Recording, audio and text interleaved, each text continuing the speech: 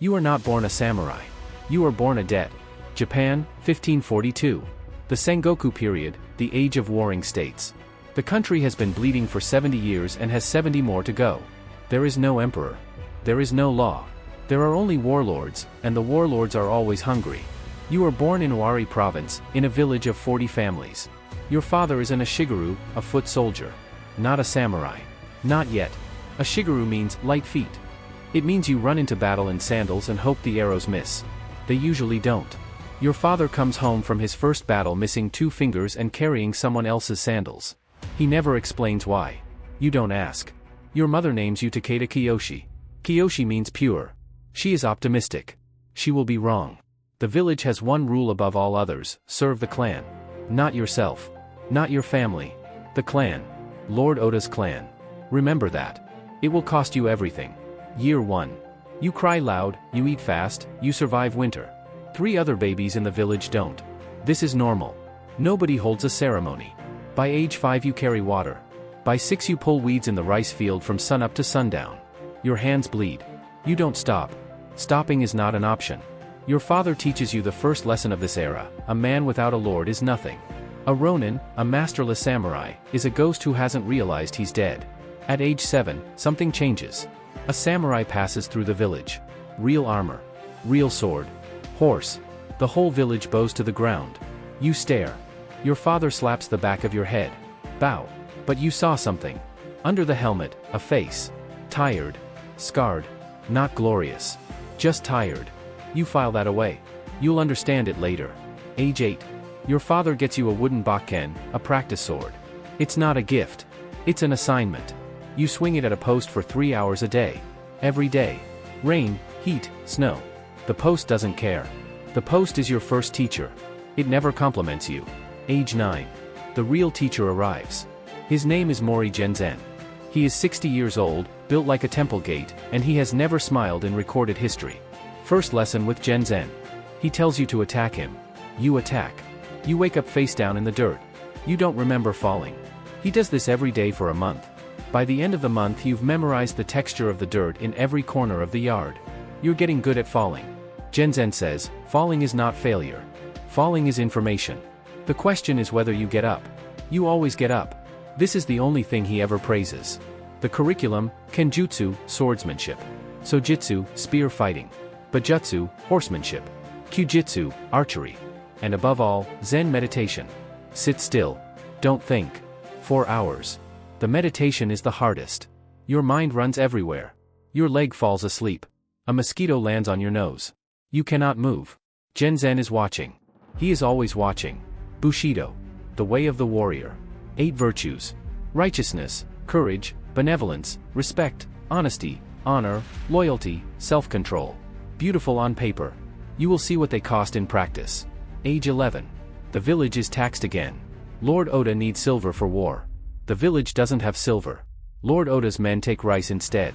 Half the winter supply. That winter, your younger sister dies. Not in battle. From hunger. She is 4 years old. Her name was Hannah. Flower. You remember her name. You will always remember her name. Your father says nothing. He sharpens his spear. Your mother says nothing. She sews. You say nothing.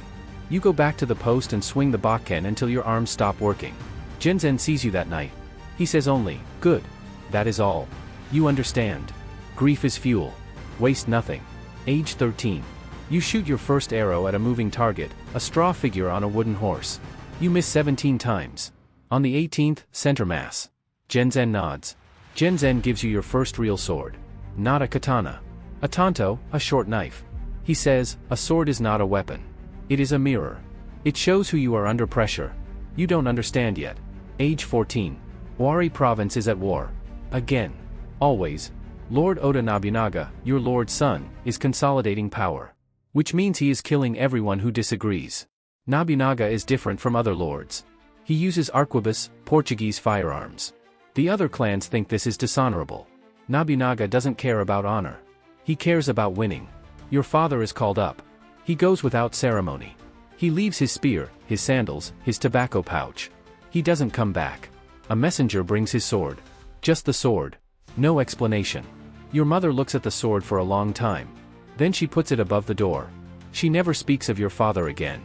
In this world, grief has a time limit. You've already exceeded it. You are now the man of the house. You are 14. You have a wooden sword and a dead father and a world that is entirely on fire. Genzen doesn't let training stop. If anything, it gets harder. He adds weight training, carrying stones up the hill behind the village at dawn. Every morning. Without fail. He adds swimming, in the river, in full practice armor, in winter. Your body becomes something you control rather than something that controls you. Slowly. Very slowly.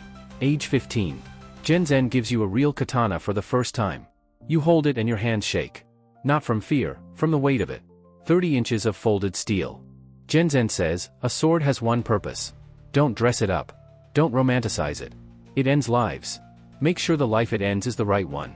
You nod. You still don't fully understand. First real sparring, with another student, a boy named Daisuke. Bigger than you, faster than you. He beats you the first 9 times. The 10th time you win. Barely. By accident. Daisuke becomes your closest friend. You eat together, train together, complain together in whispers when Genzen can't hear. He has a gap in his teeth and laughs at everything. Remember that laugh. Age 16. Genzen says you're ready. Not for war. For service. He writes a letter to Lord Oda's house.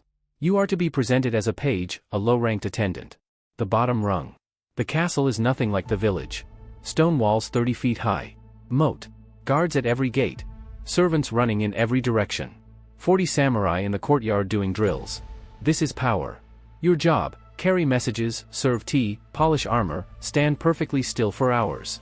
You are furniture with legs. You observe everything. You say nothing. This is the smartest thing you do. You meet Lord Oda Nobunaga in person. He is 24. He looks at you for exactly 1 second. Then looks away. You don't exist yet. You intend to change that. The castle has politics thicker than the walls. Alliances shift weekly. A samurai who was honored on Monday may be disgraced by Friday.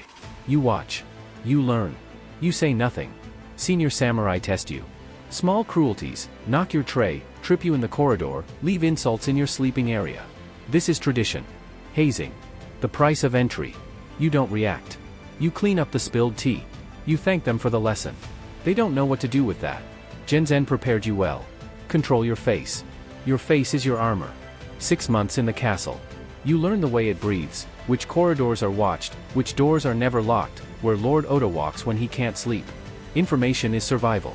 Age 17. Your first battle. Not as a warrior, as an armor bearer.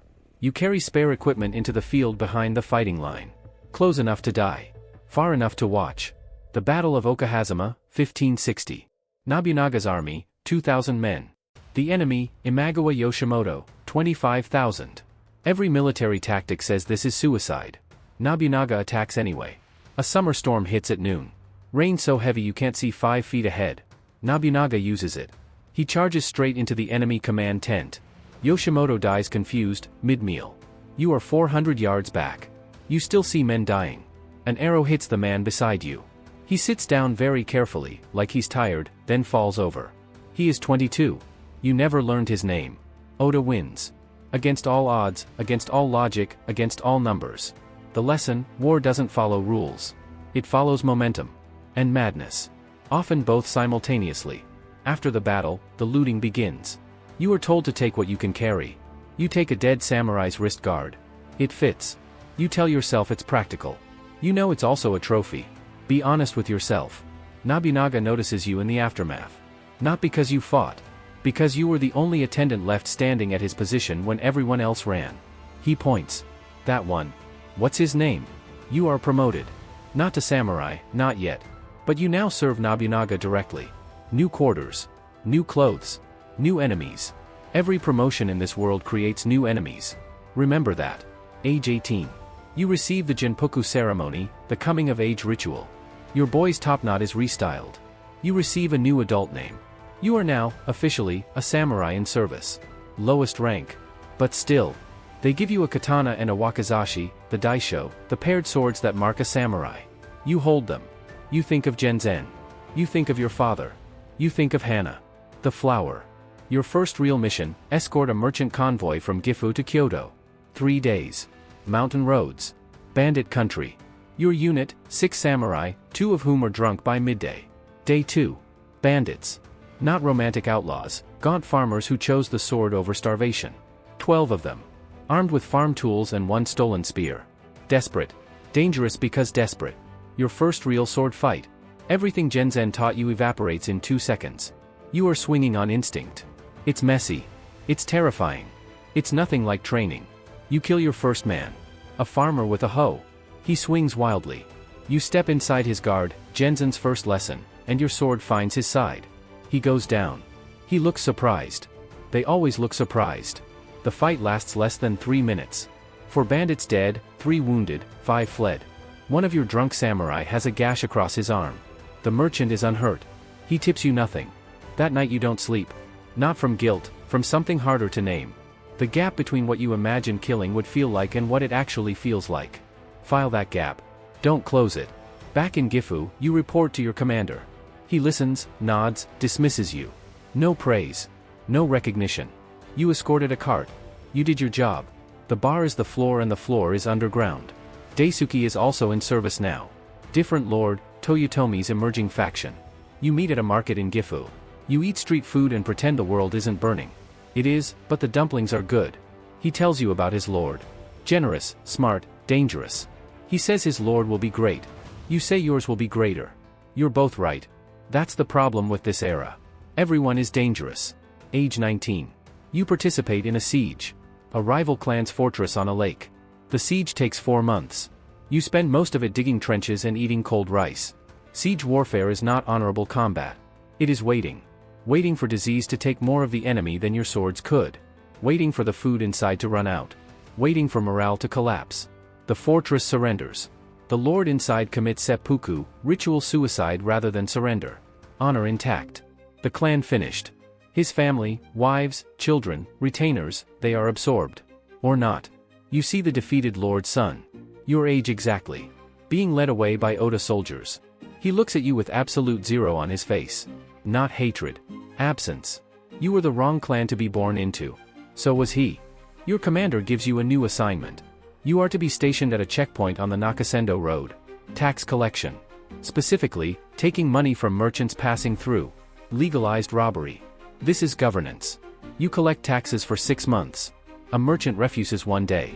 An older man, proud. He says the toll is unjust. He's right. You collect it anyway. He walks away hating you. You collect it because that's what samurai do. Genzen finds you at the checkpoint one evening. He has aged. He looks at what you do. He says nothing. He shares a cup of tea. He leaves. His silence says everything. You're not sure what exactly, but everything. Age 21. The political landscape shifts violently. A senior Oda general named Akechi Mitsuhide is plotting. You hear whispers. You report them up the chain. Nothing happens. Nobody ever believes the early whispers. You are sent to Kyoto for the first time. The old imperial capital. Even in wartime it's beautiful. Ancient temples, stone gardens, the ghost of a civilization that was never quite finished. In Kyoto you meet a monk who knows 3 languages and has read every book in the imperial library. He says, this age will end. They always end. What comes after is the question. You think about this for months. You also meet a woman in Kyoto. Her name is Yuki. She works in her family's ink shop near the Kamo River. She argues with you about the price of brushwork. You lose the argument. You come back the next day. You visit the shop every day for 3 weeks. You buy considerably more ink than you need. You don't even write that much. Yuki knows exactly what you're doing. She sells you the ink anyway. You tell her about your life. She listens, which is rare. She says, you follow a lord who will be great and terrible. All lords here are great and terrible. What do you want to be? Nobody has asked you this before. You don't have an answer. You leave Kyoto after 6 weeks. You don't say what you should say. You take the road north. You look back once at the city. You don't look for the ink shop specifically. You look for it. Age 22. Nobunaga is now the most powerful lord in central Japan. He is building toward unification.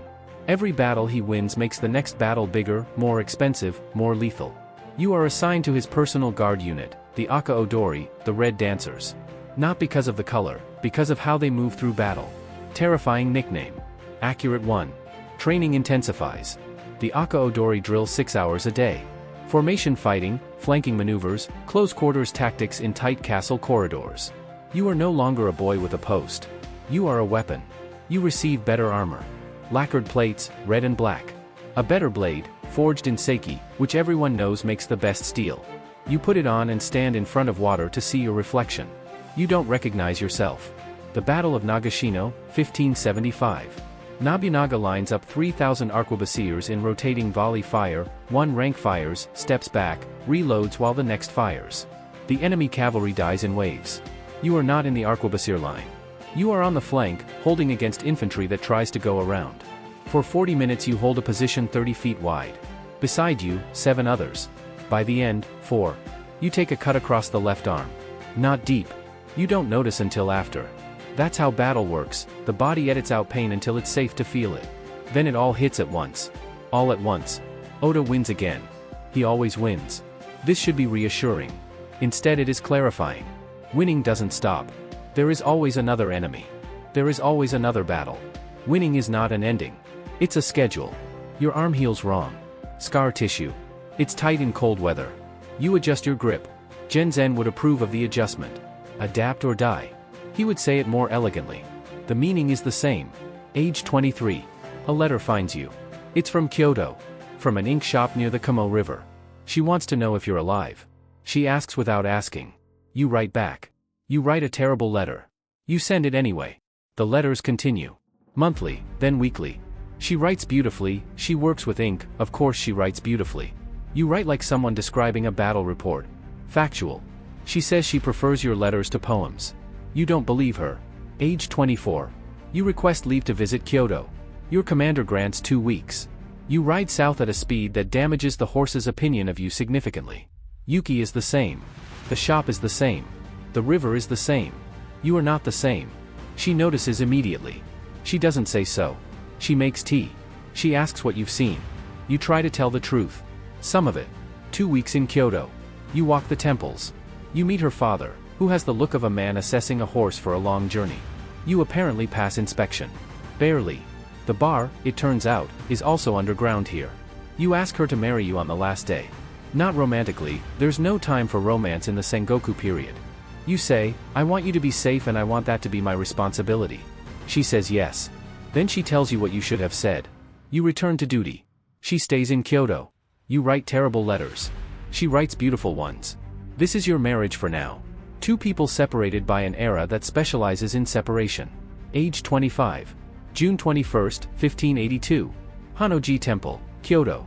Akechi Mitsuhide, the general whose plotting you reported and nobody believed, surrounds the temple with 13,000 soldiers. Nobunaga is inside with a handful of guards. Nobunaga, the man who rewrote Japanese warfare, who used guns before anyone else, who won battles nobody should win, dies in a burning temple. Betrayed by a general he trusted.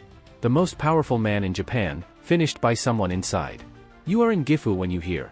The news travels fast because news of this magnitude has its own momentum. You feel the ground shift. Not literally. Politically. The entire world you've built your life inside just collapsed. Your first thought, Yuki is in Kyoto. Hanoji is in Kyoto. You run for your horse before you finish the thought. Your commander shouts. You don't stop.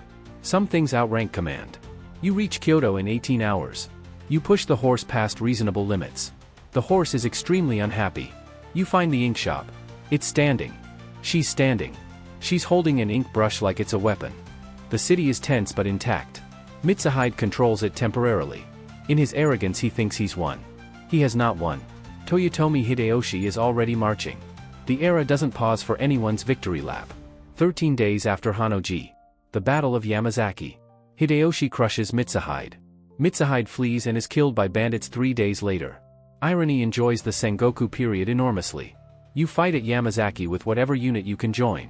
Your lord is dead. Technically you are a Ronin for 13 days. You don't let yourself feel what that means. Not yet. After Yamazaki, Hideyoshi, Nobunaga's greatest general, moves to take control of the Oda clan's legacy. He offers surviving Oda retainers a choice, serve him or retire. Retirement means obscurity. You choose service. You now serve Toyotomi Hideyoshi. A man who was born a peasant. Who rose to become Nobunaga's sandal bearer, then his general, then the most powerful man in Japan. The Sengoku period is the only era in history where this was possible. Hideyoshi is nothing like Nobunaga. He smiles constantly. He is warm, generous, funny, and completely lethal. Never mistake warmth for weakness. This is a universal rule with no exceptions. Age 26. You bring Yuki to the castle compound. You are assigned quarters large enough for two. This is progress. You plant a single plum tree in the small courtyard. She names it immediately. You don't ask what. She calls it eventually. Life inside a great lord's compound is not peaceful. It is merely differently dangerous. Court intrigue instead of battlefield steel.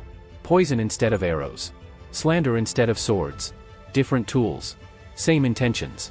You navigate it the way Genzen taught you to navigate a fight, patiently, reading the room, never overcommitting. 3 senior retainers try to have you reassigned to a distant province. You notice. You counter before they finish the move. Age 27. Yuki is pregnant. You receive the news by letter while stationed at a garrison 2 provinces away. You read it 4 times. You sit down. You sit down on the actual floor, fully armored, in front of your soldiers. They look away politely. A daughter. You name her Hannah. Flower. Your sister's name. Yuki doesn't ask why. She understands immediately. Some names are too important not to be used twice. You hold her and think, this is the thing I didn't know I was fighting for. Not the clan. Not honor. Not glory. This exact weight in my hands. This is what all of it was about. Possibly. Age 28. Hideyoshi decides to invade Korea. All of Japan groans. The campaign is expensive, strategically questionable, and will kill enormous numbers of people who had nothing to do with anything. Hideyoshi does it anyway. You are assigned to the invasion force. You have to leave. Hannah is 4 months old. You leave her anyway. Duty does not accommodate inconvenient timing. Duty is indifferent to timing entirely. The crossing to Korea, the Korean Strait. Not as bad as the North Sea. Worse in every other way. 30,000 men in ships that were built fast and cheap. The sea notices. Korea. The army moves fast at first. Seoul falls in 19 days. You think, this might work. Then China sends 400,000 soldiers to help Korea. You revise your optimism. The campaign bogs down. Long supply lines. Guerrilla warfare. Korean turtle ships destroying Japanese supply vessels. An army without food is not an army. It is a very large group of very hungry men with swords. You fight at Hangzhou, a Korean fortress held by 2,300 defenders against 30,000 Japanese troops. The defenders use a weapon called wachas, rocket arrow launchers. 2,000 arrows at once. The math does not favor your side. You survive Hangzhou. Barely. You take a spear graze across your right thigh. You limp for 6 weeks. The memory of it lives in the muscle in cold weather for the rest of your life. Weather is a good archivist. The campaign drags. 2 years. Men die of disease, of supply failure, of homesickness, of small skirmishes that solve nothing. You write to Yuki every week. The letters take months. Half don't arrive. A letter arrives from Yuki. Hannah is walking. She has your expression, which Yuki says means too serious for someone who just discovered her own feet. You read this in a muddy camp and experienced something very close to joy. This is what it looks like in wartime. Age 30. Hideyoshi dies, 1598. His last act, order the withdrawal from Korea. The invasion ends not with victory or defeat but with exhaustion. 200,000 dead across both sides. For nothing that anyone can clearly articulate. You come home. You walk through the compound gate. The plum tree eventually is now tall enough to give actual shade. Hannah runs out at you from around its trunk. She is 2 years old, she has never met you, and she runs at you like you're a known quantity. This is the most disorienting moment of your life. Hannah grabs your face with both hands. She inspects you with the thoroughness of a customs official. She finds a scar on your chin. She pokes it. Boo-boo. Yes. Better now? You don't know how to answer. Yuki answers for you, getting there. The political situation after Hideyoshi's death, 5 regents governing jointly until his son comes of age. They immediately begin plotting against each other. The Sengoku period cannot stop itself. It is an addiction. 2 factions form. The Eastern Coalition under Tokugawa Ieyasu, and the Western Coalition under Ishida Mitsunari. Every samurai in Japan must choose a side. Choosing wrong means death. Choosing right means survival, maybe. Probably maybe. You are approached by both sides. Tokugawa's man comes first, practical, direct, offers land and rank. Ishida's man comes second, idealistic, talks about loyalty to the Toyotomi heir, talks about Hideyoshi's legacy. You consult Genzen. He is ancient now. He sits in his garden in the village, tending plants. He says, pick the side that will still be standing in 20 years, not the side that sounds better tonight. You already know which side that is. You join Tokugawa Ieyasu. Not because Ieyasu is good. Because Ieyasu is right. In this era those are different things and you know it. October 21, 1600. The Battle of Sekigahara. The largest battle in Japanese history. 84,000 on the east. 82,000 on the west. 166,000 people on a foggy plain deciding the future of Japan. The battle begins at 8 in the morning. You are in the center of the eastern line. The fog is so thick you can hear the Western Army before you see it. Sound first. The drums. The conch shells. Then shapes in the mist. The first hour, pure chaos. Firearms, arrows, cavalry, thousands of individual combats happening simultaneously. War is not one battle, it's 10,000 simultaneous duels happening in the same field. You find your position and hold it. For 3 hours you hold a section of ground roughly 30 feet wide. This is the entire scope of your contribution to this historic battle. 30 feet. This is most of history, small people holding small ground. Midway through the battle, the Kobayakawa clan, Western allies, suddenly turns and attacks their own side. Defection in the middle of battle. Sekigahara is decided not by valor but by betrayal. As usual, the Western coalition collapses in 2 hours. Ishida Mitsunari flees. He is captured 3 days later hiding in a mountain. The greatest battle in Japanese history is decided by a man hiding under leaves. Dignity is optional. Tokugawa wins. You survive. Both arms attached. Both legs functional. Left thigh scar aches in the morning fog. You find Daisuke after the battle. He fought on the eastern side too. You didn't know. You laugh for a long time at this. Neither of you know why it's funny. It just is. After Sekigahara, Tokugawa methodically executes or exiles the Western leaders. He is thorough. He understands that half measures breed future wars. Ieyasu is not cruel. He is mathematical. Age 32. Tokugawa Ieyasu becomes shogun. He immediately does something unprecedented. He passes the title to his son 2 years later, establishing a hereditary line. He is announcing, this era is over. I am building a wall around it. The Sengoku period ends. Not with a dramatic final battle. With paperwork and ceremony and political consolidation. Most eras end this way. The poets prefer not to mention the paperwork. You are given land. A small domain in Owari. Not far from where you were born. 3 villages. A few hundred people. Your own to govern and protect. You stand on the hill overlooking it and you don't know what to feel. Yuki sees it first and immediately starts redesigning the main house. You have not finished looking at the view. She has already planned where the kitchen garden goes. You follow her. This is also leadership. Age 33. You visit Genzen. He is impossibly old now. He tends his garden. He moves slowly. But when he picks up a practice sword to demonstrate something, the movement is still perfect. The body remembers even when it forgets. He says, you did well enough. Don't mistake that for having done everything right. You made the right large decisions and the wrong small ones, like everyone. The point is you're here to talk about it. You ask him what he regrets. He thinks for a long time. He says, I taught you to be a weapon. I should have taught you earlier that you were also a person. There's time left. Don't waste it. Genzen dies 6 months later. In his sleep. In his garden. Surrounded by the things he grew.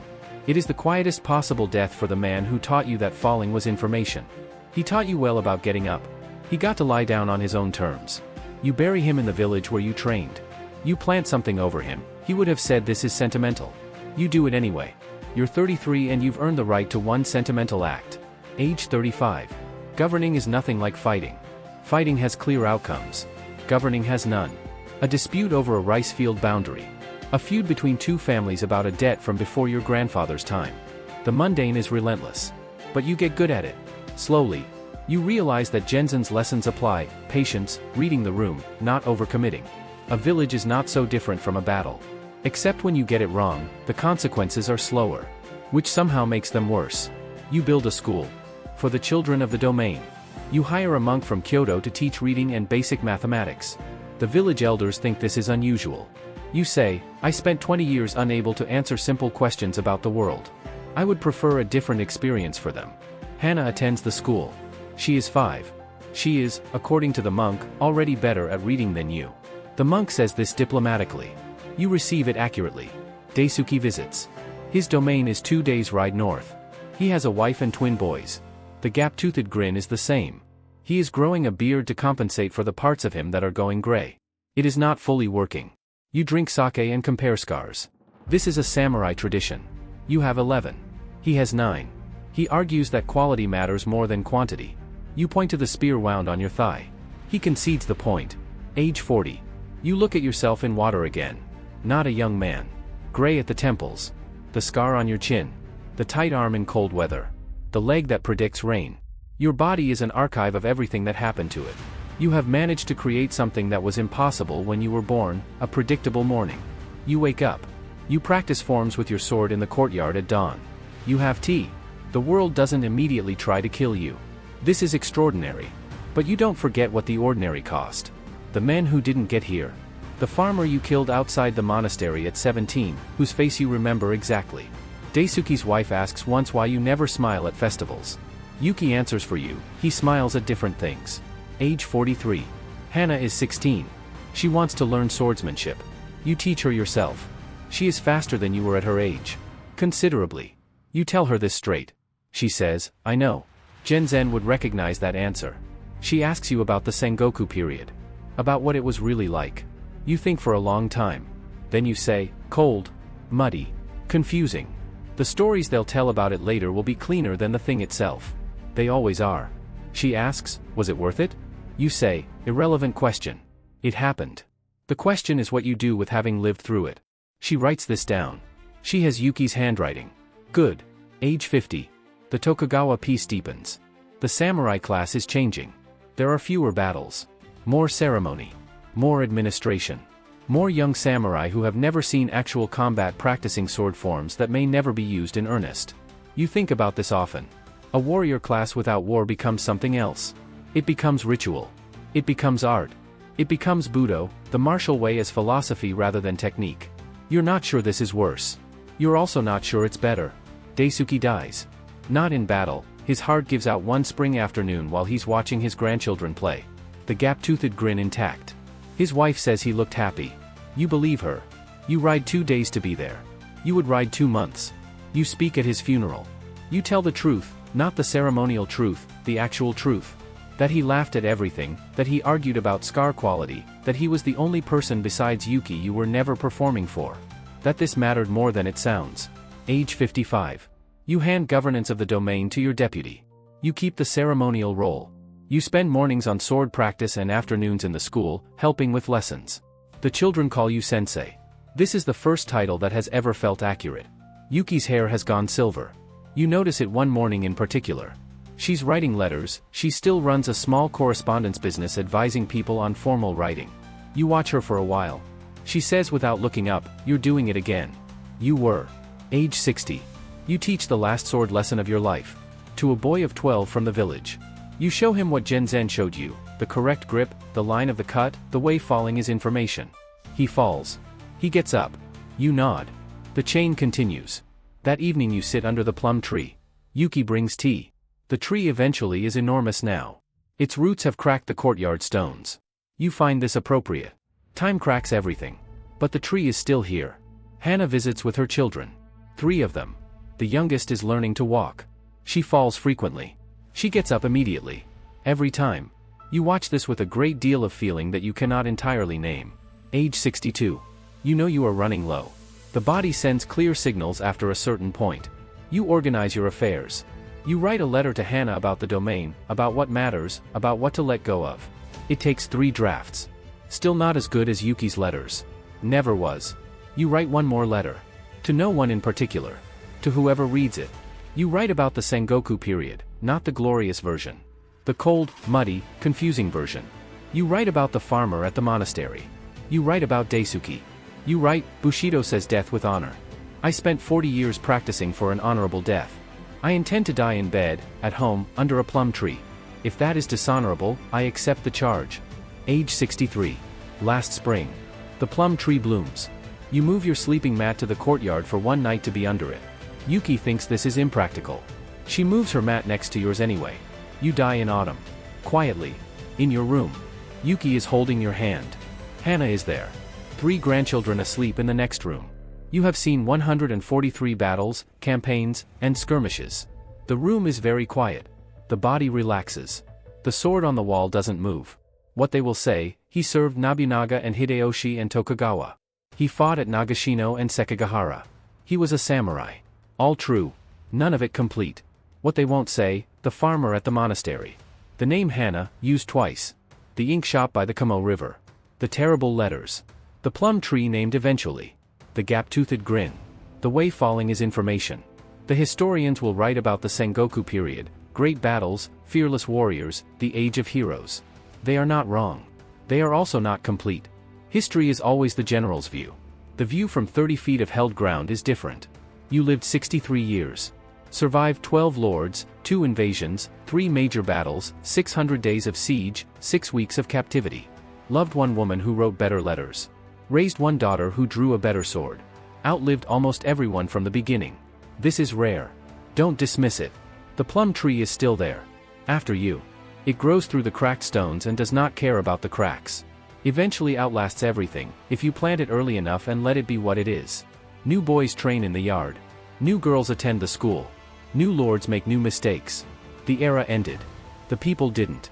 The cycle doesn't stop, but sometimes, for one generation, in one quiet domain, the cycle learns to breathe between revolutions.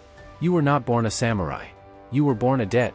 But you paid what you owed, to the people who mattered, before the account closed. In the Sengoku period, that is everything. That is more than everything. That is the whole story. If this story moved you, if you felt something for a life that never existed and an era that cost everything, hit like and subscribe.